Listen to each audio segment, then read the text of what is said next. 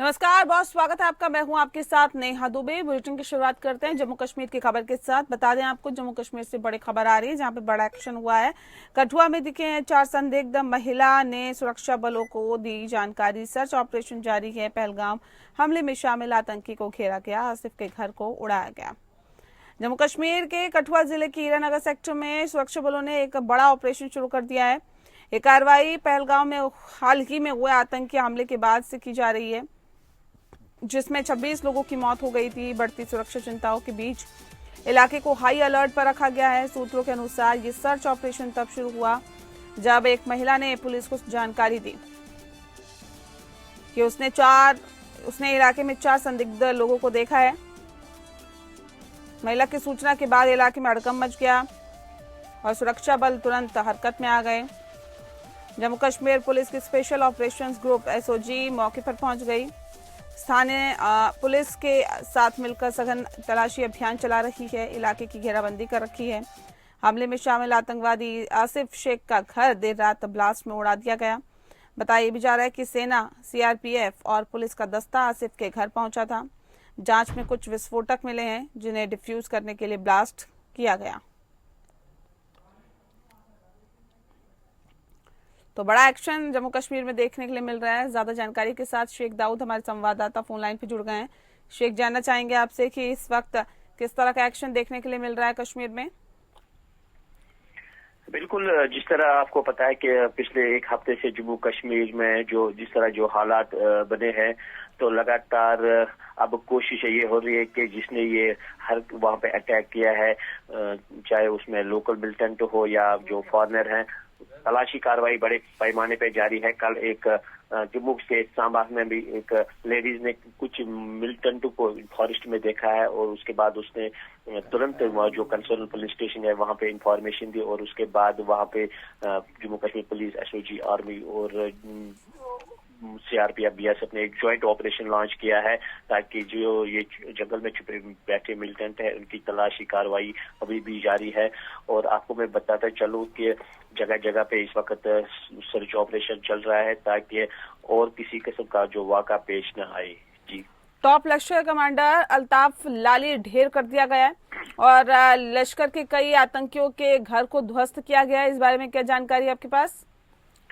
हाँ बिल्कुल, जिस तरह आपने देखा होगा कि कल साउथ कश्मीर के 2 अलग अलग जगहों पे 2 मिलिटेंट जो एक्टिव है उनके घर को डिमोलिश किया है और आज सुबह एक और 2 मिलिटेंट जो एक्टिव है, एक पुलवामा का है और एक शोपियान का है।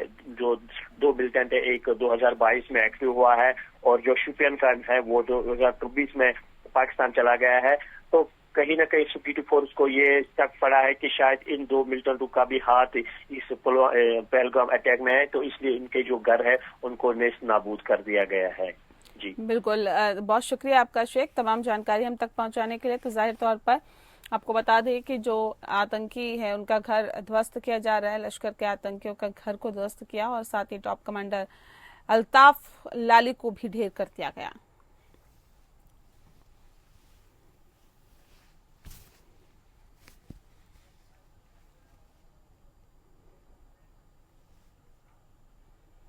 और अगली खबर का रुख करते हैं। उत्तराखंड से जुड़ी हुई बड़ी खबर आ रही है। बता दें आपको कि चारधाम यात्रा को लेकर बड़ी खबर है। चारधाम यात्रा की पुख्ता सुरक्षा के मद्देनजर पहलगाम हमले के बाद सुरक्षा के पुख्ता इंतजाम किए गए हैं। अब चारधाम यात्रा नहीं कर सकेंगे पाकिस्तानी। 77 लोगों ने कराया पंजीकरण। पाकिस्तानियों को उत्तराखंड से जल्द वापस भेजे चीफ मिनिस्टर। जम्मू कश्मीर के पहलगाम में पर्यटकों पर हुए आतंकी हमले के बाद पाकिस्तानी हिंदुओं का चारधाम यात्रा में आने का रास्ता बंद हो गया है। केदारनाथ, बद्रीनाथ, गंगोत्री और यमुनोत्री धाम की यात्रा करने के लिए पाकिस्तान से 77 लोगों ने पंजीकरण कराया है। इस बार चारधाम यात्रा के लिए यूनाइटेड स्टेट, नेपाल और मलेशिया से सबसे ज्यादा पंजीकरण किए गए हैं। 30 अप्रैल से शुरू हो रही चारधाम यात्रा के लिए ऑनलाइन पंजीकरण का आंकड़ा 21 लाख पार हो चुका है। इसमें विदेशों से 24,729 यात्रियों ने यात्रा पर आने के लिए पंजीकरण कराया है। इसमें पाकिस्तान से पंजीकरण करने वालों की संख्या 77 है। बता दें आपको कि मुख्यमंत्री पुष्कर सिंह धामी ने कहा कि पहलगाम जम्मू कश्मीर में हुए आतंकी हमले के संबंध में सीसीएस की बैठक में दिए गए जो लिए गए निर्णय हैं उसमें उसके क्रम में प्रदेश के पाकिस्तानी नागरिकों की पहचान की कार्रवाई तेज करती गई है। शॉर्ट टर्म वीजा यानी कि अल्पावधि वीजा और मेडिकल वीजा पर आए पाकिस्तानियों को जल्द से जल्द वापस भेजने के आदेश भी दिए गए हैं। मुख्यमंत्री पुष्कर सिंह धामी के निर्देश पर गृह विभाग ने पुलिस मुख्यालय को इस बाबत पत्र लिखा है। योगेश सेमवाल ज्यादा जानकारी के साथ हमारे संवाददाता फोन लाइन पे जुड़ गए हैं। योगेश, जानना चाहेंगे चारधाम यात्रा की शुरुआत से पहले की सुरक्षा के पुख्ता इंतजाम देखे जा रहे हैं। बिल्कुल, आपको बताना चाहेंगे कि जिस तरह से जो कश्मीर में जिस तरह से हमला हुआ और 27 लोग जो है वो भारत के मारे गए, उसके बाद बहुत ज्यादा चिंता जो है वो हर जगह व्यक्त की जा रही है। और इसी को लेकर अगर हम बात करें कि उत्तराखंड की, तो उत्तराखंड में भी आपको बताना चाहेंगे कि चारधाम यात्रा शुरू होने वाली है और चारधाम यात्रा में पाकिस्तान से भी कुछ संख्या में जो है वो हिंदू हर साल दर्शन के लिए आते हैं। लेकिन इस बार साफ तौर पर जिस तरह से कल शाम को एक एडवाइजरी जारी हुई है और कह दिया गया है कि 29 तारीख तक जितने भी पाकिस्तानी हैं वो सारे के सारे भारत को छोड़ दें। उसी में से उत्तराखंड भी जिसने कह दिया है कि कोई भी, चाहे वो मेडिकल के लिए आया हो चाहे अन्य चीजों के लिए आया हो, वो भारत छोड़कर पाकिस्तान चले जाए। तो इसी में एक फैसला ये भी है कि चारधाम यात्रा के लिए अब कोई भी पाकिस्तानी, फिर चाहे वो हिंदू क्यों ना हो, कोई भी पाकिस्तानी को वीजा नहीं दिया जाएगा उत्तराखंड आने के लिए। जी बताइए भी जा रहा है, जो पाकिस्तान के 77 लोगों ने पंजीकरण कराया, रजिस्ट्रेशन कराया, उनका क्या होगा? रद्द कर दिया जाएगा क्या? बिल्कुल, 77 लोगों ने जो है वो वीजा के लिए जो है वो अपील किया था कि हम चारधाम यात्रा करना चाहते हैं। पर अब जिस तरह से ये पूरा मामला उठा है और जिस तरह से केंद्र सरकार ने भी साफ कह दिया है कि किसी भी पाकिस्तानी को भारत में नहीं रहने दिया जाएगा, साफ तौर पर 29 तक कह दिया गया है कि आप लोग भारत छोड़कर वापस जाइए। तो इसी में यह है कि ये तय माना जा रहा है कि इनका वीजा जो है वो रद्द कर दिया जाएगा। सुरक्षा के मद्देनजर अगर किसी भी तरह की कोई दिक्कत होती है उसके लिए क्या वैकल्पिक इंतजाम किए गए हैं योगेश? बिल्कुल, अगर बात करें चारधाम यात्रा की तो बहुत बड़ी संख्या में हर दिन यहाँ पर लाखों की संख्या में श्रद्धालु आते हैं और वो देश भर से आते हैं। इसको देखते हुए, क्योंकि जिस तरह से एकाएक ये हमला हुआ, आतंकवादियों ने जो है वो अपने नापाक जो इरादे थे वो दिखाए उन्होंने, उसके बाद अगर कहें हम तो उत्तराखंड में बहुत ज्यादा संवेदनशील हो गया है। क्योंकि जानते हैं कि भले ही उत्तराखंड एक शांतवादियों वाला प्रदेश है, यहाँ पर इस तरह की घटनाएं नहीं होती हैं, लेकिन कोई घटना कब हो जाए इसका किसी को पता नहीं है। इसी को देखते हुए भारी भरकम पुलिस बल यहाँ पर लगाया गया है। जो कोशिश की जा रही है कि जो सुरक्षा एजेंसी है वो बहुत तेजी से जो है वो सब पे नजर रखे। हर किसी का जो है अब जो भी यहाँ पे आएगा उनको चेकिंग उनकी ज्यादा होगी। ये सारी चीजें की जा रही है ताकि इस तरह की घटना कम से कम चारधाम यात्रा में उत्तराखंड में देखने के लिए। शुक्रिया आपका योगेश, तमाम जानकारी हम तक पहुंचाने के लिए।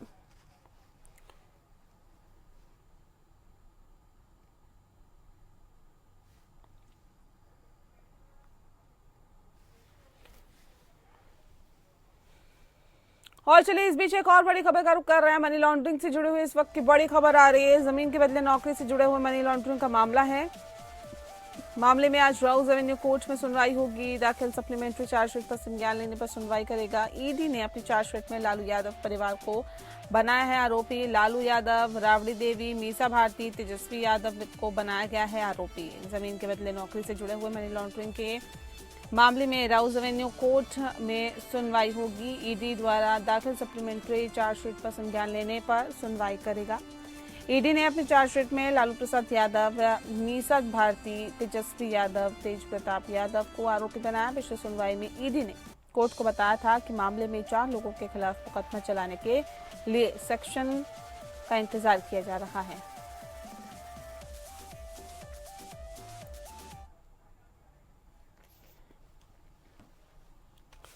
तो बता दें आपको कि जमीन के बदले नौकरी से जुड़े हुए मनी लॉन्ड्रिंग के मामले में राउज एवेन्यू कोर्ट में सुनवाई होगी।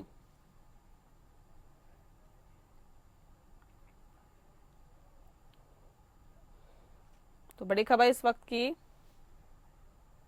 विवेक सिंह चंदेल ज्यादा जानकारी के साथ फोन लाइन पे जुड़ गए हैं। विवेक, राउज एवेन्यू कोर्ट में आज इस पूरे मसले पर, जमीन के बदले नौकरी से जुड़े हुए मनी लॉन्ड्रिंग के मामले पर सुनवाई होगी। क्या कुछ रह सकता है सुनवाई के दौरान? क्योंकि ये लैंड फॉर जॉब घोटाला जो है इसमें सीबीआई और ईडी ने दोनों ने इस मामले में मुकदमा दर्ज कर रखा है और आज जो सुनवाई होने वाली है वो जो ईडी की जो सप्लीमेंट्री चार्जशीट है उस पर संज्ञान लेने के मामले पर है। पिछली बार सुप्रीम कोर्ट में, माफ कीजिएगा, राउस एवेन्यू कोर्ट में इस बात की जानकारी दी गई थी कि जो कुछ अधिकारी हैं उनके खिलाफ सैंक्शन नहीं मिल पा रहा है, लेकिन उसकी भी जल्दी मिलने की उम्मीद है और वो मिल चुकी थी। लेकिन ईडी के मामले में जो सैंक्शन लेने की बात की जा रही है उसमें से कुछ को सैंक्शन मिल चुका है और कुछ को मिलना बाकी है। क्योंकि जो इस मामले में ईडी ने सप्लीमेंट्री चार्जशीट की है उसमें जिन लोगों के नाम डाले गए हैं उन नामों को सैंक्शन की जरूरत पड़ेगी, इस वजह से इस मामले में डिले हो रहा था। फिलहाल के लिए राउस एवेन्यू कोर्ट को अब जो ईडी की जो सप्लीमेंट्री चार्जशीट है उस पर अब संज्ञान लेना है कि इस मामले में उनको समन जारी किया जाए या न जारी किया जाए। पिछली सुनवाई में इस मामले पर सुनवाई नहीं हो सकती थी क्योंकि सैंक्शन नहीं मिल पाया था। आज ये देखना होगा कि क्या अधिकारियों की तरफ से इस बारे में जानकारी दी जाती है कि उनको सैंक्शन मिल गया है, जिससे जो राउस एवेन्यू कोर्ट है ईडी मामले में लैंड फॉर जॉब घोटाले को से जुड़े हुए जितने भी लोग हैं, क्योंकि इस मामले में जो आरोपी हैं वो लालू यादव, राबड़ी, मीसा, तेजस्वी, तेज प्रताप समेत जो कई वो जो अधिकारी और जो इसमें जुड़े हुए नौकरी पाने वाले और जो कंपनियां थी उनको भी इसमें पार्टी बनाया गया है। तो अब जो सप्लीमेंट्री चार्जशीट दाखिल की गई है उस सप्लीमेंट्री चार्जशीट पर संज्ञान लेने के मामले पर आज राउस एवेन्यू कोर्ट सुनवाई करेगा और तय करेगा कि क्या उन लोगों को समन जारी किया जाए या नहीं। शुक्रिया आपका विवेक, तमाम जानकारी हम तक पहुंचाने के लिए। तो जाहिर तौर पे आज राउस एवेन्यू कोर्ट में सुनवाई होगी इस पूरे मसले पर।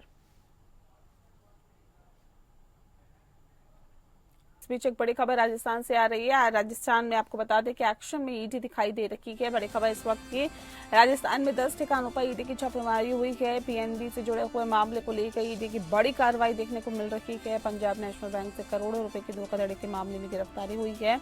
ये कार्रवाई हुई है। ईडी ने गहलोत सरकार में मंत्री रहे महेश जोशी को किया है गिरफ्तार।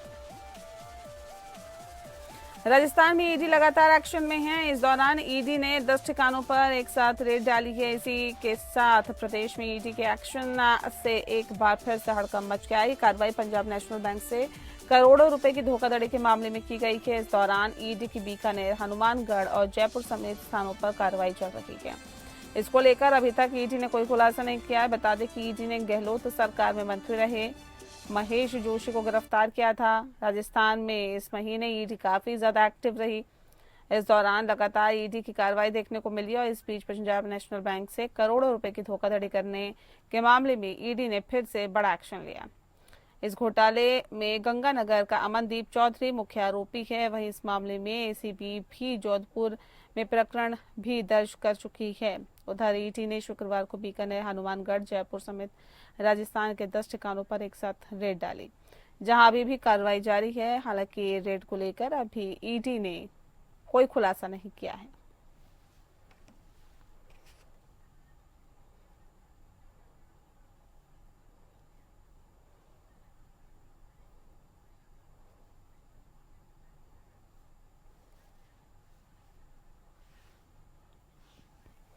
तो बता दें आपको कि राजस्थान में एक्शन में ईडी दिखाई दे रही है, जो कि सीधे तौर पर कहा जा सकता है एक बड़ा एक्शन करने के मूड में फिलहाल है। तो 10 ठिकानों पर ईडी की छापेमारी जारी है। पीएनबी से जुड़े हुए मामले को लेकर ईडी की बड़ी कार्रवाई देखने को मिल रही है।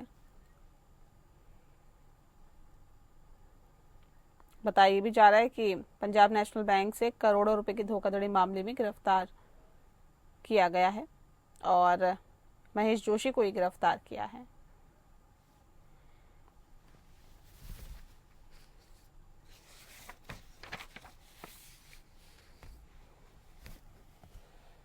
और चलिए इस बीच एक और बड़ी खबर का रुख करते हैं। छत्तीसगढ़ से इस वक्त की बड़ी खबर, जहां पर नक्सलियों पर बड़ा एक्शन हुआ है। बता दें आपको कि बड़ा एक एनकाउंटर हुआ है। बस्तर के जंगलों में गोली की तड़तड़ाहट देखी गई। चारों ओर गूंज रही थी गोलियों की तड़तड़ाहट और बताया ये भी जा रहा है कि बस्तर में 1000 नक्सलियों को सुरक्षा बलों ने घेर लिया।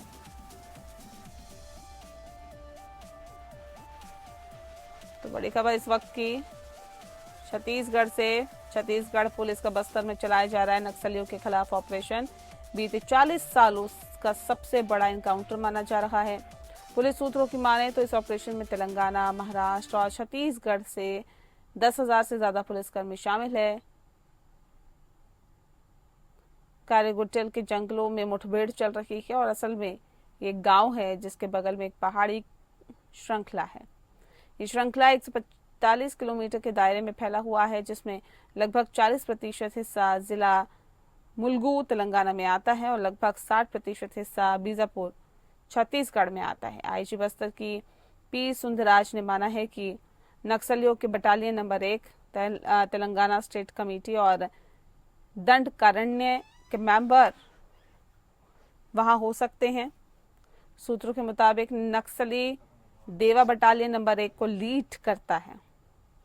दामोदर तेलंगाना स्टेट कमेटी का मेंबर है और हिडमा पहले बटालियन नंबर 1 को लीड करता था और अभी वह सेंट्रल कमेटी मेंबर बनाया गया है।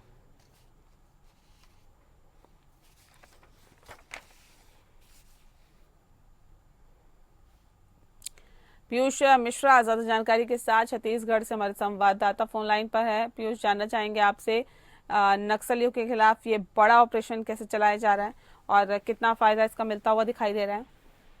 देखिए, निश्चित तौर पे इसकी सफलता जवानों को मिल रही है। करीब 10,000 से ज्यादा जवान पूरे पहाड़ी को घेर के रखे हुए हैं और ऐसी संभावनाएं व्यक्त की जा रही है कि जो एरिया कमांडर है, जो हिडमा ग्रुप का देवा, वो भी इसमें उपस्थित है वहां पे और करीब 1,000 नक्सलियों की आमद वहां पे है। इस प्रकार की बातें बताई जा रही हैं। हालांकि इसकी पुष्टि कोई नहीं कर पाता है क्योंकि पहाड़ी ये पूरा जंगली एरिया है और वहां पे जो नक्सली ऊपर पे बैठे हुए हैं या ये कहें कि छुपे हुए हैं, तो उनकी संख्या बता पाना बहुत कठिन है, लेकिन ऐसा अनुमान लगाया जा रहा है कि करीब 1,000 की संख्या में है। दूसरी बात ये है कि नक्सली यहाँ पे लगातार जो मुठभेड़ हो रही है, जो गोलीबारी हो रही है, उसमें नक्सलियों को बहुत ज्यादा नुकसान पहुंचा है। 3 नक्सलियों के शव तो बरामद हुए ही हैं, असला बारूद भी मिला है और सबसे बड़ी बात यह है कि नक्सली बैकफुट में नजर आ रहे हैं। कल उन्होंने जो एरिया कमांडर, जो उनका प्रवक्ता है, उनने एक लेटर जारी किया है और वो मीडिया में भी आया है, हमारे पास भी आया है। हम दर्शकों को खास तौर पर बता दें कि अब वो शांति वार्ता करने के लिए तत्पर हैं और उनका ये कहना है कि तत्काल कार्रवाई को रोका जाए। तो इसमें सबसे बड़ी बात ये सामने आ रही है कि सुरक्षा बलों की जो यहाँ पे आमद नजर आ रही है और जो घेर के रखा गया है, उसके कारण नक्सली बैकफुट पे आ गए और नक्सलियों को कहीं ना कहीं ऐसा लग रहा है कि अब नक्सलवाद खात्मे की ओर है, इसलिए वार्ता करने के लिए वो अग्रसर हो रहे हैं। नेहा जी, बहुत शुक्रिया आपका पीयूष, तमाम जानकारी हम तक पहुंचाने के लिए।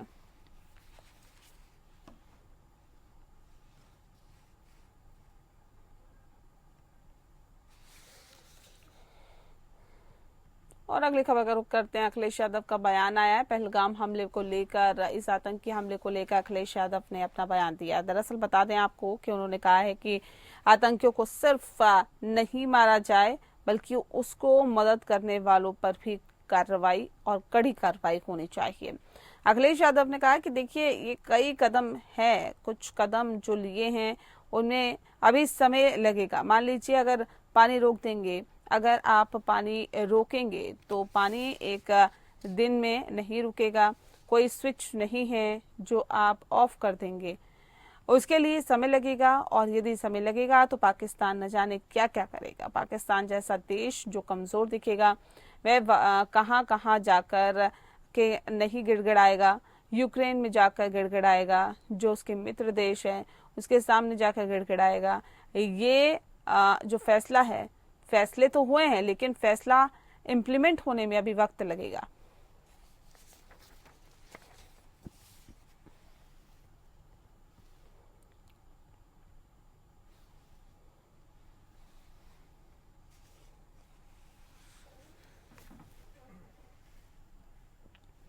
वहीं कन्नौज में बीजेपी संगठन में सब कुछ ठीक ठाक नहीं चल रहा है। बता दें कि ताजा मामला भीमराव अंबेडकर मेडिकल कॉलेज का है, जहां पर कन्नौज सदर विधायक और समाज कल्याण मंत्री असीम डॉक्टर बाबा साहब अंबेडकर की जयंती के उपलक्ष्य में सम्मान समारोह कार्यक्रम को संबोधित कर रहे थे।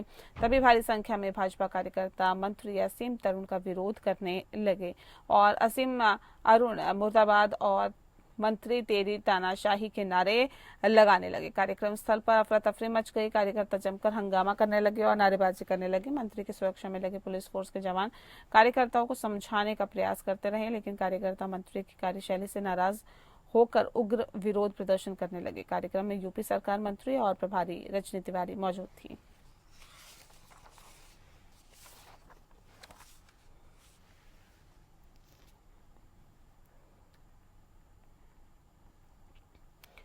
तो बता दें आपको कि जिस तरह से बताया जा रहा है कि कन्नौज में बीजेपी संगठन में सब कुछ ठीक नहीं चल रहा है, क्योंकि ताज़ा मामला भीमराव अंबेडकर मेडिकल कॉलेज का सामने आया है। तो बीजेपी कार्यकर्ताओं ने विरोध किया और समाज कल्याण मंत्री मौजूद रहे। समाज कल्याण मंत्री का विरोध यहां पर किया गया। और बुलेटिन में फिलहाल के लिए इतना ही। नमस्कार।